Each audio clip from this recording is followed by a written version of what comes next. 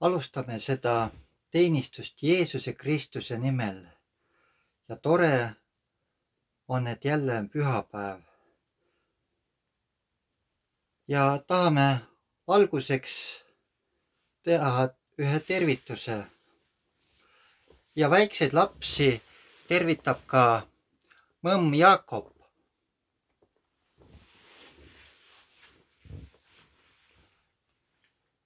Mattuse evangeeliumi 18. peatükis 20. salmis Jeesus ütleb: seal, kus on 2 või 3 tema nimel koos, seal olen mina nende keskel. See on Jeesuse tõotus, et tema on meie keskel. Sest me oleme praegust 3 tänu Jumalale, et Jeesus võib olla meie keskel. Samamoodi on Jeesus teie keskel, kes olete seal vaatamas. Ja kui teie saate õnnistatud seal, siis me loodame, et see õnnistus jõuab meienegi. See on nii imeline, et me saame Jeesuse Kristuse läbi olla koos, sest tema on Jumala sõna. Me saame lugeda Jumala sõna siinpool ja teie võite sealpool lugeda. Ja tema vaim liidab meid kokku, kuna Isa on armastus. Ja me usume, et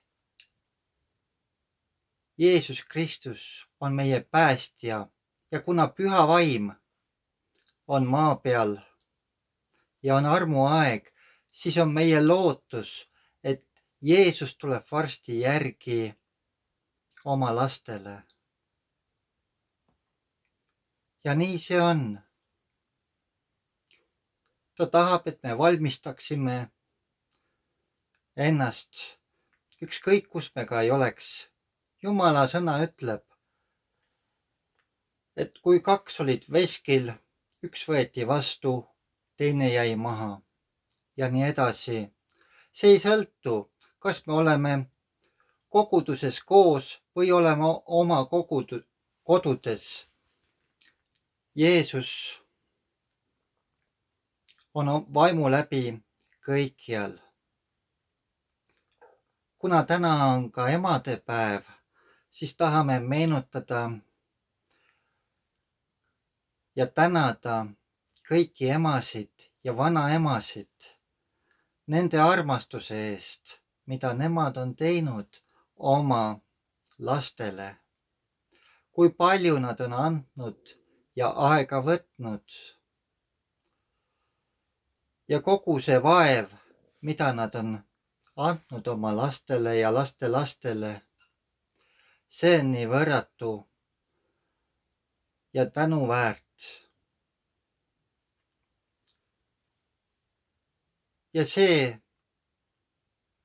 kui teie lapsed ei saa täna külla tulla, et teile lilli tooma, siis ärge muutuge kurvaks, sest meil on taevane Isa, nii imeline ja ta on loonud selle imelise kevade. Sa võid minna õue või kui sa õue ei saa minna, saad oma silmad lahti teha ja aknast välja vaadata. Kas või naabri aias on lootus, et sa leiad mõne lilleõie või viljapuuõie. Need kõik on valmistatud selleks, et sina saaksid selle rõõmu osaliseks ja rõõmu tunda nendest õitest, mis on loodud sinu rõõmustamiseks. Ja nüüd me kuulame Jumala sõna.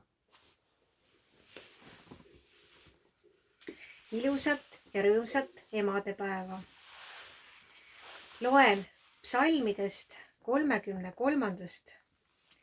esimesed 5 salmi. Looja ja kaitsja kiitus. Hõisake issandast õiged. Õiglastele sobib laulda kiituslaulu. Tänage issandat kandlega. 10-keelse naabliga mängige talle. Laulge talle uus laul. Helistage pillikeeli rõõmuhõisetega. Sest issanda sõna on õige. Kõik tema tööd on tehtud ustavuses. Tema armastab õigust ja õiglust. Issanda heldus täidab maa. Teine kirjakoht on 1. Peetruse kirjast, 2. peatükk, salmid 4-9. Tulles tema elava kivi juurde, kes küll inimeste poolt on tunnustatud kõlbmatuks, ent Jumala silmis on valitud ja hinnaline.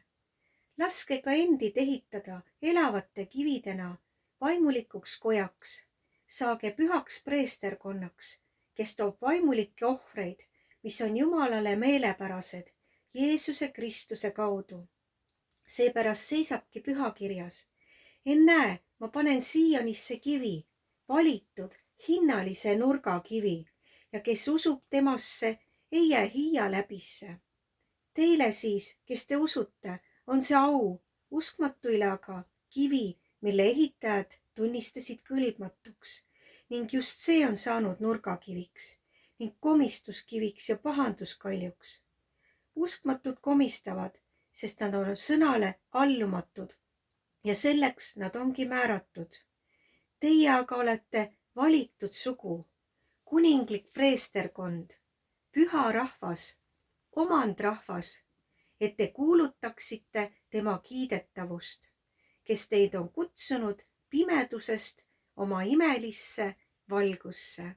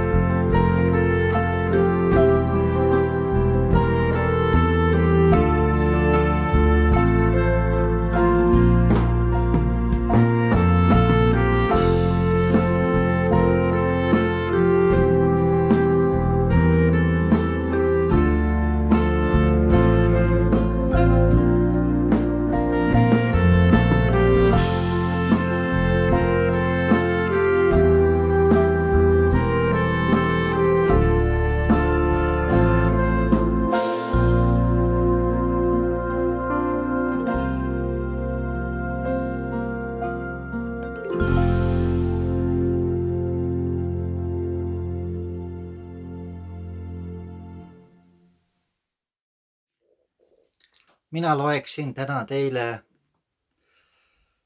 1. Korintuse 13. peatükist. Ja siin on 13 salmi. Ja ma näitan teile veel ülevama tee, kui ma räägiksin inimeste ja inglite keeli, aga mul ei oleks armastust, siis ma oleksin kumisev vasknõu või kõlisev kuljus. Kui mul oleks prohveti anne ja ma teaksin kõiki saladusi ja ma tunnetaksin kõike ja kui mul oleks kogu usk, nii et ma võiksin mägesid teisale tõsta, aga mul ei oleks armastust, siis poleks minust ühtegi. Ja kui ma kõik oma vara ära jagaksin ja kui ma ihu annaksin põletada, aga mul ei oleks armastust, siis ma ei saavutaks midagi. Armastus on pika meelega. Armastus hellitab. Ta ei ole kade. Armastus ei kelgi ega hoople. Ta ei käitu näotult. Ta ei otsi oma kasu. Ta ei ärritu. Ta ei jäta meelde paha. Tal ei ole rõõmu ülekohtust, aga ta rõõmustab tõe üle. Ta lepib kõigega. Ta usub kõike. Ta loodab kõike. Ta talub kõike. Armastus ei hääbu kunagi. Olgu ennustused, need kõrvaldatakse. Olgu keeled, need vaibuvad. Olgu tunnetus, see lõpeb ära, sest poolikult me tunnetame ja poolikult me ennustame, aga kui tuleb täielik, siis kõrvaldatakse poolik. Aga kui ma olin väetilaps, siis ma rääkisin nagu väetilaps, mõtlesin nagu väetilaps, arutlesin nagu väetilaps, aga kui ma sain meheks, jätsin ma kõrvale väetilapse kombed. Praegu me näeme aimamisi nagu peeglist, siis aga palgest palgesse. Praegu ma tunnetan poolikult, siis aga tunnetan täiesti, nagu minagi olen täiesti tunnetanud, ent nüüd jääb usk, lootus, armastus, need 3, aga suurim neist on armastus. Aamen.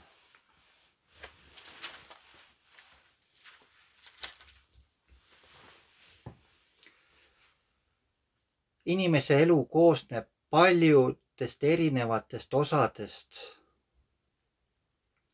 Ja kui on pisikesed killud, mida on hästi palju, ja need kokku panna üheks värviliseks mosaiikpildiks, siis see kujutabki nagu inimese elupilti. Inimene teeb oma elus palju igasuguseid tegemisi. Aga kui ma tahaksin nüüd meenutada oma ema mälestusi, siis temagi tegi igasuguseid asju. Tema päev oli nii tavaline ja loomulik, kuid siiski oli seal midagi erilist.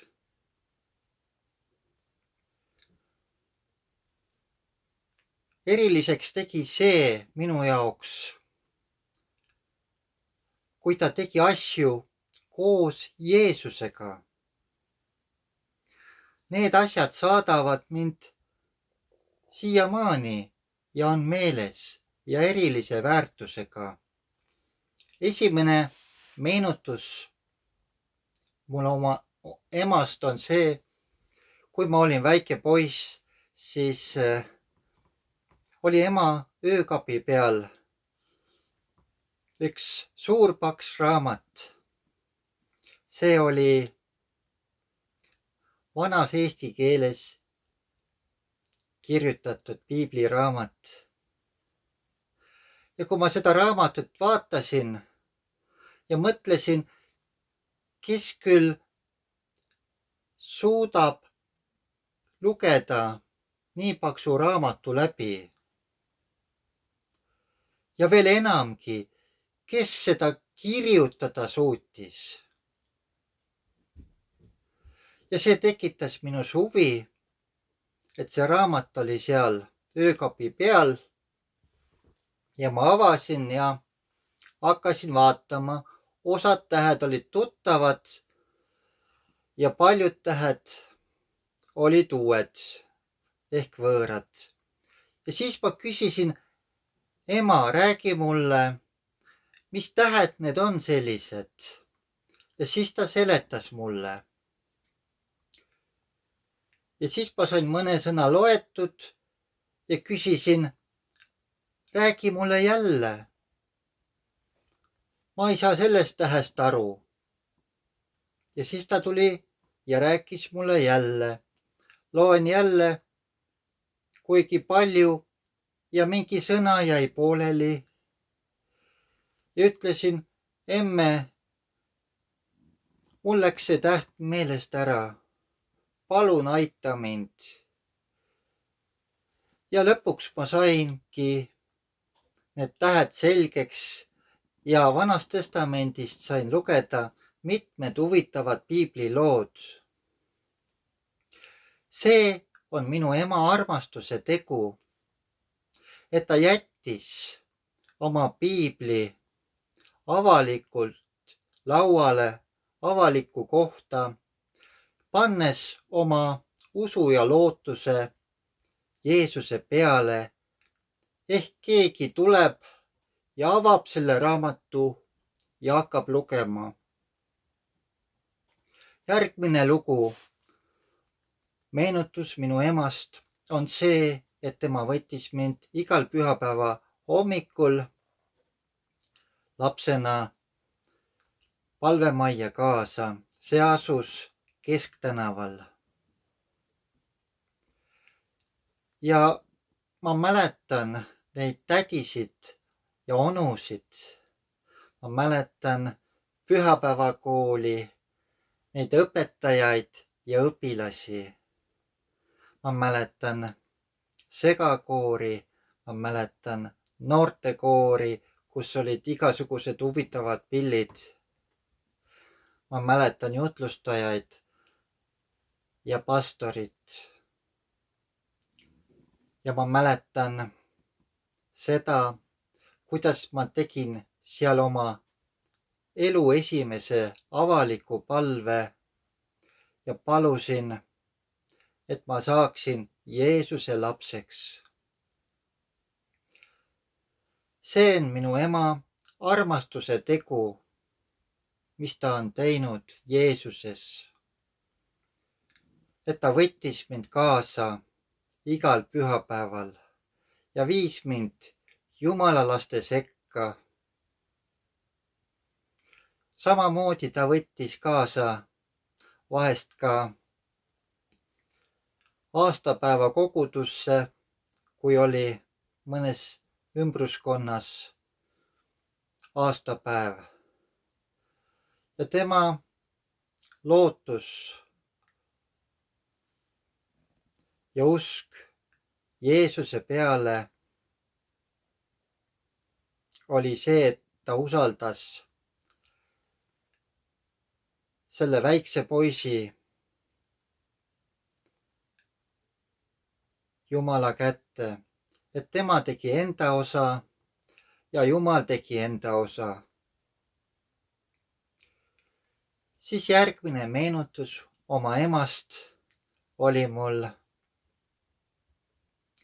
see, et me käisime tema ema juures ehk minu vanaema juures. Ja seal olid ka teised lapselapsed tulid kokku. Ja siis oli niimoodi, et kui meie sõnad läksid halvaks või hakkasime kaarte mängima, siis vanaema rääkis meile patust ja seoseid patust ja rääkis meile, kuhu inimesed lähevad, kui nad meelt ei paranda. See oli minu ema ja vanaema armastuse tegu, et nad rääkisid patust ja meeleparandusest õigel ajal. Ja see on Jumala töö üle jäänud. Ja mu emagi on käinud seda rada ja praktiseerinud.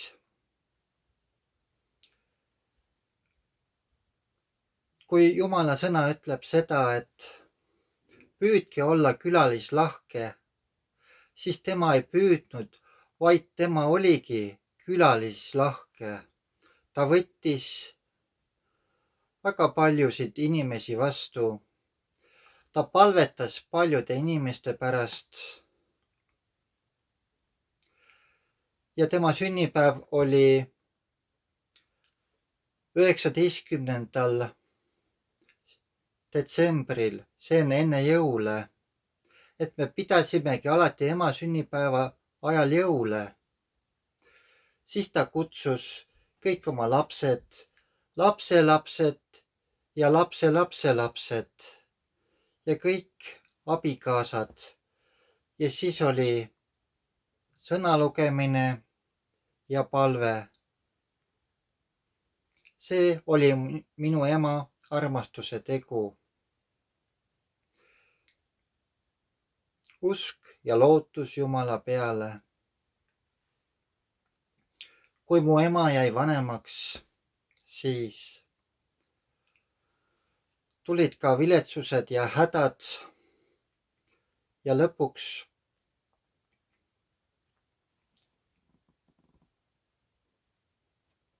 tuli insult ja ta jäi 4 kuuks haiglasse. See oli kõige raskem aeg. Aga minu südames oli rahu, mis saatis mind kogu aeg. Sest ma teadsin seda, et ema oli juba väikse lapsena tulnud Jeesuse juurde ja andnud oma elu Jumalale ja käis oma elu lõpuni Jeesusega.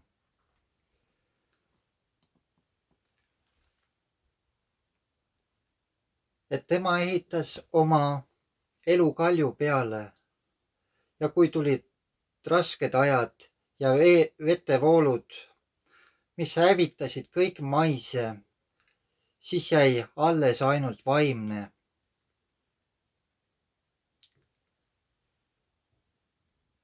Emal oli niimoodi, et vahest ta ei tundnud isegi mind ära.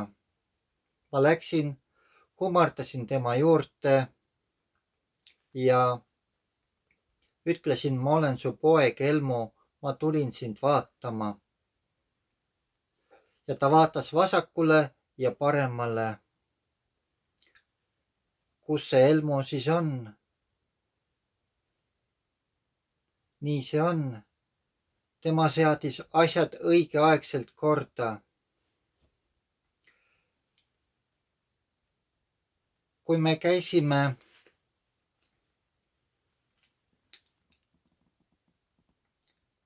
ansambli Tiigililledega selle aasta alguses Rõngu hooldekodus, siis oli selline asi, et mul ei olnud isegi õiget laulu häält, aga ma mõtlesin, et ma telefoniga salvestan need laulud üles igaks juhuks. Ja hiljem, kui läksime emad vaatama, siis oli neid asju vaja. Tema oli ju sellises olukorras. Tema üks käsi oli halvatud. Ta ei saanud neelatada, ta ei saanud rääkida, ta ei saanud süüa. Ja kui me läksime teda vaatama ja ma panin selle salvestise käima, kus tulid vanaaegsed laulud, siis tuli tema silmi pisar. Tema suu hakkas liikuma ja ta tõstis oma terve käe taeva poole ja kiitis Jumalat.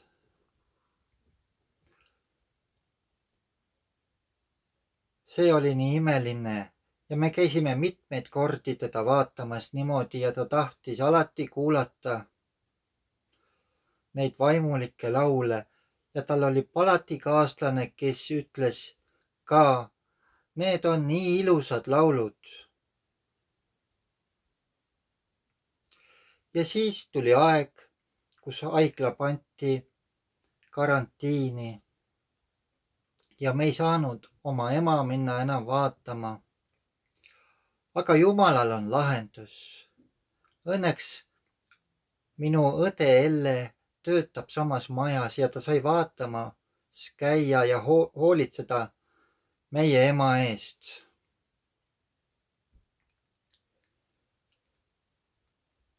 Ühel laupäevasel päeval, see oli peale suurreedet, vaikne laupäev, helistas mu isa,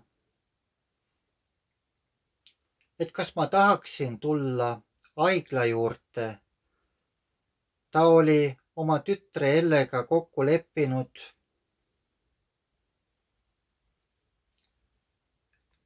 seda ja ma olin nõus. Ma läksin ka sinna haigla juurde ja Elle oli nii tubli. Ta võttis selle voodi, kus ema lamas, vedas ta akna alla, lasi kõige kõrgemasse asendisse ja seljatoe kallutas ülesse, nii et ema istus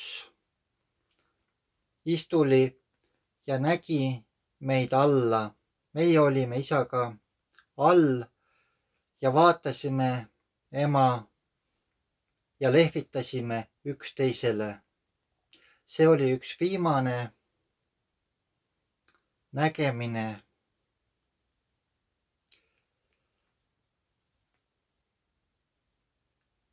Ja suurel ülestõusmise hommikul, kui Jeesus äratati üles surnust, varahommikul mu õde Elle helistas ja ütles, et emat ei ole enam. Siis tabas mind nii suur imeline kergendus, imeline rõõm, et ema oli saanud sellest maisest koormast vabaks, nendest raskustest, kõigest sellest haigusest. Ja milline suur rõõm ülestõusmise hommikul. Jeesuse haud oli tühi ja minu ema voodi ka. Ta oli viidud paremasse paika. Ja ma loeksin veel kord 1. Korintuse 13. peatüki 12. ja 13. salmi. Praegu me näeme aimamisi nagu peeglist, siis aga palgest palgesse, praegu ma tunnetan poolikult, aga siis tunnetan täiesti, nagu minagi olen täiesti tunnetanud. Ent nüüd jääb usk, lootus, armastus. Need 3, aga suurim neist on armastus. Aamen. Me teeme ka ühe väikse palve. Tänu, taevaisa, me täname sind sinu armastuse eest, et sa oma ainusündinud poja oled andnud, et ükski, kes usub temasse, et temal oleks igavene elu. Tänu sulle, issand, paljude laste eest, paljude emade eest, paljude vanaemade eest, me õnnistame neid kõiki ka sellel päeval. Tänu sulle, Jeesus, et sa oled imeliseks selle maailma loonud ja oled lasknud palju lilleõisi õitseda, et me võiksime sellest kõigest sinu loodust rõõmu tunda. Isad, me tahame paluda iga üksiku sinu kätte, ka selle, kes võib-olla tunneb ennast üksikuna. Jeesus ei jäta kunagi kedagi üksi, kes otsib Jeesuse lähedust. Jeesus on hea karjane. Tema viib meid hingamisveele, allikatele, mida me hing igatseb. Tänu sulle. Issand, me tahame paluda õnnistust iga koguduse liikmele, vennale ja õele, et me oleksime rõõmsad temas, sest tema ongi see, kes suudab valmistada meile rõõmu, ükskõik kus me ka ei oleks. Tänu sulle, issand, selle aja eest, mis meile on antud, ka aja mahavõtmiseks, ja me tahame tänada ka maailmas, kui raputatakse tervet maailma, nii palju riike ja need inimesed, kes on seotud selle koroonaga, et see aeg tuletaks neile meelde, kes on selle maailma loonud, et Jeesuse nimi tuleks meelde paljudele inimestele ja nad võiks saada päästetud Jeesuse Kristuse nimel. Aamen.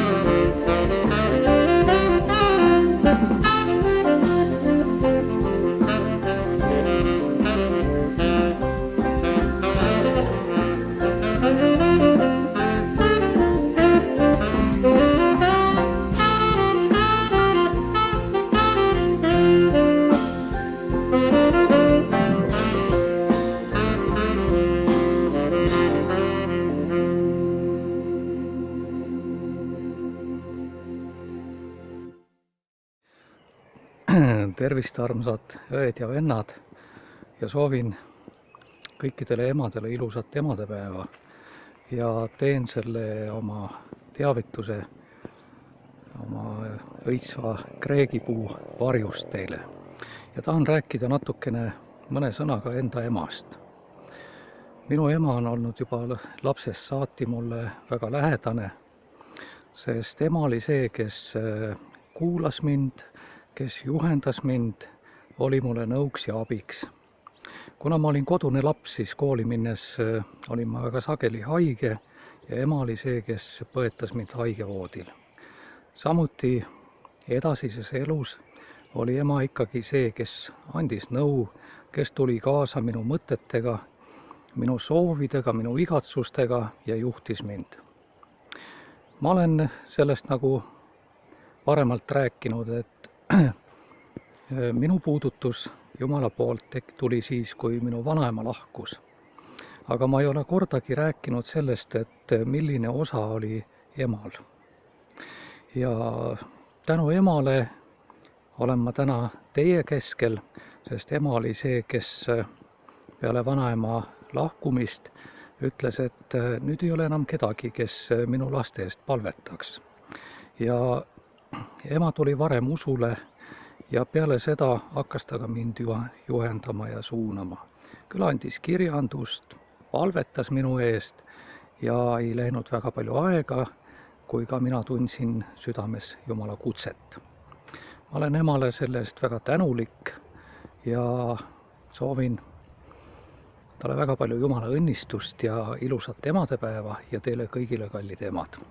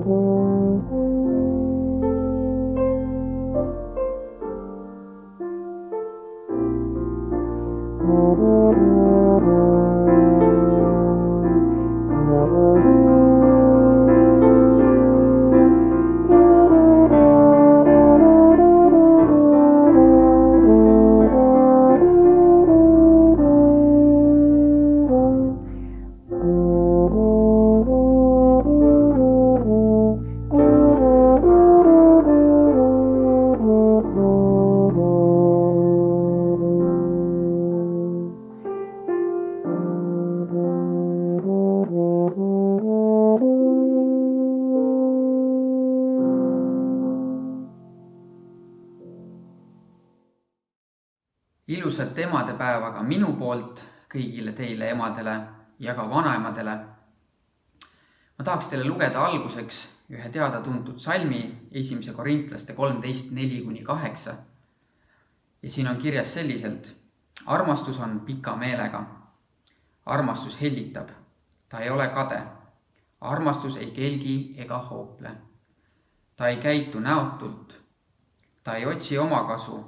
Ta ei ärritu. Ta ei jäta meelde paha. Tal ei ole rõõmu ülekohtust, aga ta rõõmustab tõe üle. Ta lepib kõigega. Ta usub kõike. Ta loodab kõike. Ta talub kõike. Armastus ei hääbu kunagi. see kuulus salm räägib armastusest ja seda võiks paigutada mitmetesse erinevatesse armastuse vormidesse, aga täna ma tahaks ta paigutada ema armastuse vormi. Sest see armastus, mida ema oma lastele edasi annab, see on tegelikult täpselt see, mis siin kirjas on. Mõtlesin, et sõna ema, et see on nagu lühend ja mida see lühendina tähendada võiks, seda võib tegelikult igaüks iseendale tõlgendada, aga ma mõtlesin praegu, et see võiks tähendada midagi sellist. Eriliselt magus armastus. Sest see on see, mis emad oma lastele annavad. Ja täpselt nagu sellest salmist lugeda saime. Ma tean oma kogemusest, et isa roll on väga tähtis. Kahjuks jäi minul isa rollist oma lapsepõlves natuke vajaka, aga kogedes nii-öelda nüüd ise isiklikult isa rolli, siis ma näen, et sellel on väga-väga suur mõju lapsele. Aga väga-väga suur mõju veel on ka ema rollil. Ja seda on raske seletada täitsa, et kuidas see ema armastus selline on, nagu ta on. See on kohati seletamatu. Ma oma kogemusest oskan öelda, et kui hommikuti Lukas ärkab ja me ta enda juurde võtame, siis ta pigem poeb ikkagi ema kaissu, kui ta tuleb minu kaissu. Ja see nagu seletab ära, et ta tunneb sellist, tema ei oska niikuinii seletada, aga sellist seletamatut turvatunnet oma ema juures. Isaga tal on lõbus mängida ja hüpelda ja teha igasuguseid asju, aga ema juures ta tunneb ennast hästi turvaliselt. Mina sündisin perre, kus meil oli ema ja meil oli vanaema. Ja imelik öelda, aga vanaema nagu siis täitis mul seda isa rolli, aitas meid kasvatada ja hoolitses meie eest ja aitas meil koolitükke teha. Aga kui ma mõtlen oma emale, siis esimesena tuleb meelde kohe see siiras naeratus ta näol alati, kui ta meid näeb. Ja mitte ainult meid, vaid kaaskristlasi inimesi üleüldiselt. Sest temas on siuke soe armastus kaasinimeste vastu ja ta on rakendanud või arendanud oma armastuskeelt, sest et teada tuntud ja öeldud on, et armastus käib kõhu kaudu, siis tema oskab kõhu kaudu armastust edasi anda. Ja kuna mu ema on hästi külalislahke ka, siis teada on, et inimesed on meie juurde väga-väga oodatud külla ja soe kõhutäis on alati garanteeritud olnud. Ja sellest olemusest, külalislahkusest ja sellest poolest olen ma üht-teist ka oma eluks nagu kaasa võtnud. Mu ema on mind mitmes eluvaldkonnas mõjutanud ja ta on olnud hästi suureks toeks mulle. Väiksena oli seda raske mõista, aga täna suurena oma eraelu elades tunnen, kui palju mind on armastatud ja jätkuvalt armastatakse ja toetatakse. Ja ma tahan siinkohal ka välja tuua, et ei ole ainult minu ema mind toetanud, vaid on toetanud ka mind mu vanaema ja muidugi minu tädi Marju. Ma olen hästi tänulik nii emale kui vanemale kui ka tädile, et olete mind toetanud minu elus ja tänu teile ma olen selline täna, nagu ma olen. Aitäh teile!